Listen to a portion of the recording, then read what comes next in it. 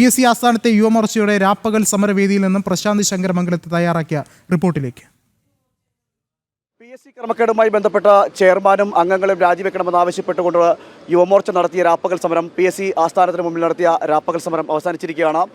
BJPയുടെ നിയമസഭാ കക്ഷി നേതാവ് BB ഗോപകുമാറാണ് ഈ സമാപന സമ്മേളനം ഉദ്ഘാടനം ചെയ്ത് സംസാരിച്ചത്. 24 മണിക്കൂർ നീണ്ടുനിന്ന രാപ്പകൽ സമരത്തിനാണ് സമാപനം കുറിച്ചിരിക്കുന്നത്.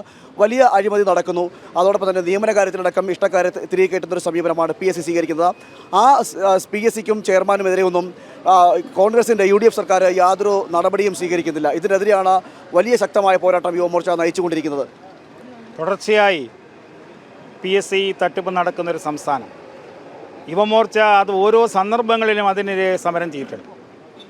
ഏറ്റവും അവസാനം വന്നിട്ടുള്ളത് പ്ലാനിംഗ് ബോർഡിൻ്റെ ചീഫ് എക്സാമുമായി ബന്ധപ്പെട്ടാണ്.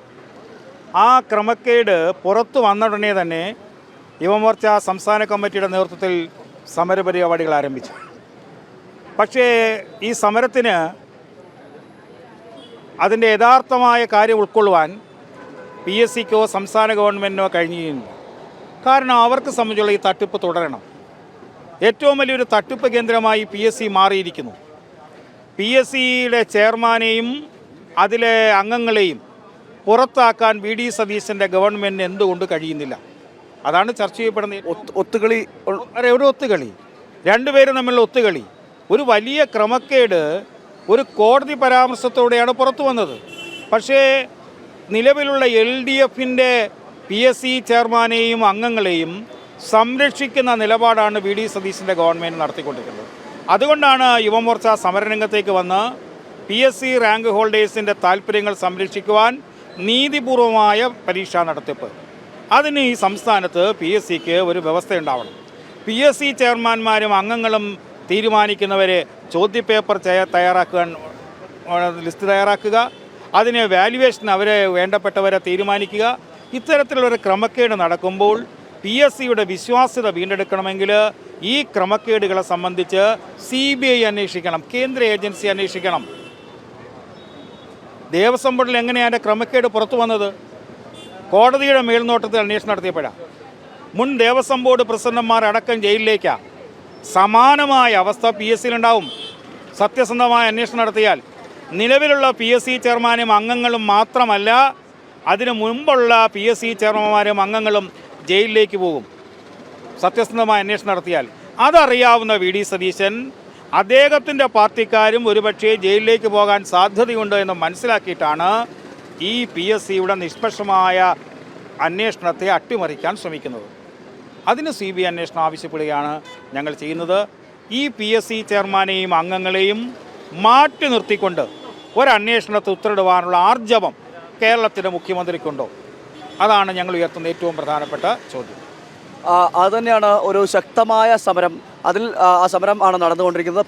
BJPയും പറയുന്നത് ഇത് തന്നെയാണ്. ഇതൊരു സംസ്ഥാനത്തെ ഏതെങ്കിലും ഒരു ഏജൻസി അന്വേഷിച്ച് കഴിഞ്ഞാൽ അതുമായി ബന്ധപ്പെട്ട യാതൊരു വ്യക്തതയും ഉണ്ടാവില്ല. അതുകൊണ്ട് തന്നെ കേന്ദ്ര ഏജൻസി തന്നെ CBI തന്നെ അന്വേഷിച്ചുകൊണ്ട് തന്നെ ഇതുമായി ബന്ധപ്പെട്ട ക്രമക്കേടുകൾ കണ്ടെത്തണമെന്നടക്കമുള്ള കാര്യങ്ങളാണ് ഇപ്പോൾ BJPയും പറയുന്നത്. നമ്മളോടൊപ്പം ഉള്ളത് യുവമോർച്ച സംസ്ഥാന അധ്യക്ഷനാണ്. ഈ കഴിഞ്ഞ ഒരു ദിവസം 24 മണിക്കൂർ സമരത്തിലായിരുന്നു യുവമോർച്ച. ഈ ഒരു സമരം മാത്രമല്ല, യുവമോർച്ച മാത്രമായിരുന്നു ഒരു യുവജന പ്രസ്ഥാനം എന്ന നിലയിൽ യുവമോർച്ച മാത്രമായിരുന്നു ഈ LPST വിഷയത്തിലായാലും ശരി PSC വിഷയത്തിലായാലും ശരി സമരരംഗത്തുള്ളത്. മറ്റ് യുവജന പ്രസ്ഥാനങ്ങളെ ഒന്നും കാണാത്ത ഒരു സാഹചര്യത്തിലേക്കാണ് നിലവിൽ സംസ്ഥാനം കടന്നുപോയിക്കൊണ്ടിരിക്കുന്നത്. അല്ല, കാട്ടുകള്ളന്മാർക്കും കൊള്ളക്കാർക്കും കാവൽ നിൽക്കുന്ന ഉത്തരവാദിത്തം ഏറ്റെടുത്തിരിക്കുകയാണ് 2 യുവജന സംഘടനകൾ. അവർ ഭരിക്കുന്ന ഭരണകർത്താക്കളുടെ കീഴിൽ തങ്ങളുടെ ഭാര്യമാർക്കും തങ്ങളുടെ വേണ്ടപ്പെട്ടവർക്കും തൊഴിൽ കിട്ടാനുള്ള അവസരമാക്കി PSCയെ മാറ്റിയവരാണ്. അവർക്ക് ധാർമ്മികമായി ഇറങ്ങി വരാനുള്ള ഒരു ഉത്തരവാദിത്വമോ അതിനുള്ള അന്തസ്സോ അവർക്കുണ്ടാവാൻ സാധ്യതയില്ല. അവർ കള്ളന്മാർക്കും കൊള്ളന്മാർക്കും കൂട്ടുന്നവരാണ്. പാർട്ടിക്ക് വേണ്ടി വിടുപണി ചെയ്തവരാണ് ഈ മറ്റു 2 യുവജന സംഘടനകൾ. അതുകൊണ്ടാണ് അവർ വരാത്തത്. പക്ഷെ വന്നില്ല എന്നുള്ളത് മാത്രമല്ല, ഇത്ര ദുരിതം അനുഭവിക്കുന്ന ഒരു സമൂഹം ഇവിടെ അലഞ്ഞു തിരിഞ്ഞ് നടക്കുമ്പോൾ, പുല്ലുവാരി തിന്നുമ്പോൾ, മണ്ണുവാരി തിന്നുമ്പോൾ, അവർ ഇവിടെ ഡാൻസ് കളിക്കുന്നതിൻ്റെ കൂട്ടത്തിലും ആഘോഷം നടത്തുന്ന കൂട്ടത്തിലും ഒരു മടിയുമില്ലാതെ അത് പോസ്റ്റ് ചെയ്യാനും തയ്യാറാകുന്ന യുവജന സംഘടനാ നേതാക്കളെ ഞങ്ങൾ കാണുന്നു എന്നുള്ളത് ഈ യുവജന സംഘടനകൾക്ക് തന്നെ അപമാനകരമായി മാറിയിരിക്കുന്നു.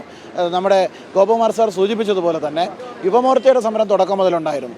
ആ സമരത്തിന് 1 ഇഞ്ച് പുറകോട്ട് പോകാതെ ഓരോ വിഷയങ്ങളും പുറത്തു കൊണ്ടുവരുമ്പോഴുണ്ടായിരുന്നു. ഈ സമരം ഞങ്ങൾ 2ാം ഘട്ടത്തിൻ്റെ തുടക്കമാണ്.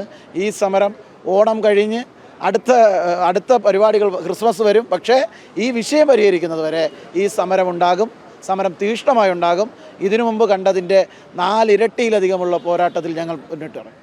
അതുതന്നെയാണ് PSC വിഷയത്തിൽ ചെയർമാൻ്റെ അറസ്റ്റ് ഉണ്ടാകുന്നത് വരെ അല്ലെങ്കിൽ മാറ്റി നിർത്തുന്നത് വരെയുള്ള ശക്തമായ പോരാട്ടത്തിലേക്ക്, ഇതിൽ കൃത്യമായൊരു അന്വേഷണം ഉണ്ടാകുന്നത് വരെ ശക്തമായൊരു പോരാട്ടം ഇനിയും ഉണ്ടാകും. ഈ രാപ്പകൽ സമരം കൊണ്ടൊന്നും യുവമോർച്ച അവസാനിപ്പിക്കാൻ ഉദ്ദേശിക്കുന്നില്ല. ഓണം കഴിഞ്ഞാലും ശക്തമായ സമര പോരാട്ടങ്ങളുമായി ബന്ധപ്പെട്ട് തന്നെ യുവമോർച്ച ഉണ്ടാകുമെന്ന് തന്നെയാണ് യുവമോർച്ച പറയുന്നത്. തുടക്കത്തിൽ തന്നെ രാപ്പകൽ സമരം ആരംഭിച്ചത് മുതൽ തന്നെ പോലീസിൻ്റെ നടപടികൾ ഉണ്ടായിരുന്നു. ഈ സമരക്കാർക്ക് വേണ്ടിയിട്ടുള്ള ഷെഡ് പൊളിച്ചു മാറ്റാനുള്ള നീക്കം നടത്തി. മാത്രമല്ല അതിനുശേഷവും ഇന്നും ഈ സമരത്തിലിരിക്കുന്ന ആളുകളുടെ എല്ലാം വിവരശേഖരണങ്ങൾ നടത്തുവാനുള്ള തീരുമാനം പോലീസിൻ്റെ ഭാഗത്തുണ്ടായിരുന്നു. പലരെയും തെരഞ്ഞു പിടിച്ചുകൊണ്ട് വീഡിയോ എടുത്തും അതോടൊപ്പം തന്നെ അവരുടെ പേരുവിവരങ്ങൾ ശേഖരിച്ചും കൊണ്ടുമെല്ലാം ഈ സമരത്തെ തകർക്കാൻ, സമരവീര്യം തകർക്കാനുള്ള ശ്രമം പോലീസിൻ്റെ ഭാഗത്തുണ്ടായി. അതിനെല്ലാം തരണം ചെയ്തുകൊണ്ടാണ് 24 മണിക്കൂർ നീണ്ടുനിന്ന രാപ്പകൽ സമരം ഈ PSCയുടെ ഓഫീസിന് മുന്നിൽ, PSC ആസ്ഥാനത്തിന് മുന്നിൽ യുവമോർച്ച നടത്തിയത്. അതിനാണ് ഇപ്പോൾ പരിസമാപ്തിയായിരിക്കുന്നത്. ഇനിയും തുടർന്നും ഈ ഓണക്കാലം കഴിഞ്ഞാലും ശരി, ഈ PSC വിഷയവുമായി ബന്ധപ്പെട്ട PSCയുടെ ക്രമക്കേടുമായി ബന്ധപ്പെട്ട MR ബൈജുവിൻ്റെ അറസ്റ്റ് ഉണ്ടാകുന്നതുവരെ, അവർക്ക് ശിക്ഷ കിട്ടുന്നതുവരെയുള്ള കിട്ടുന്നതുവരെ നിയമ പോരാട്ടം, അതോടൊപ്പം തന്നെ സമര പോരാട്ടവും തുടരുമെന്ന് തന്നെയാണ് യുവമോർച്ച അറിയിക്കുന്നത്.